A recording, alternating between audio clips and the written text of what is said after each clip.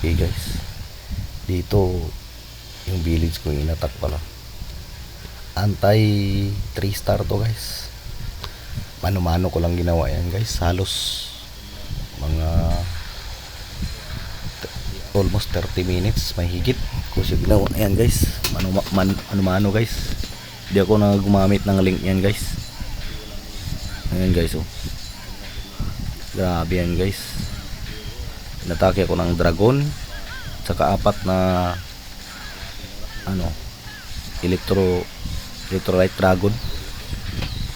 Yan guys, anti 3 star po yan. Pag kayo yung may-ari na base na yan, baka matuwa kayo kung gamitin nyo sa sa war.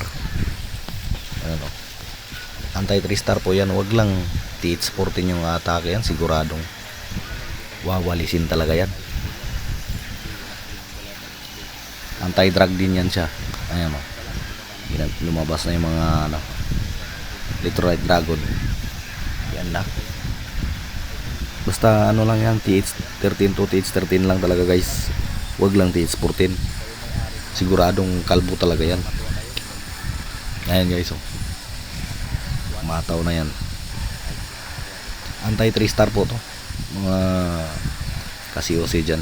Ayan o. Basta TH13 lang sa TH13. Ayan guys. Maanat na yung binanatan yung town hall natin guys. Ayan o. Grabe naman yan guys. Ayan.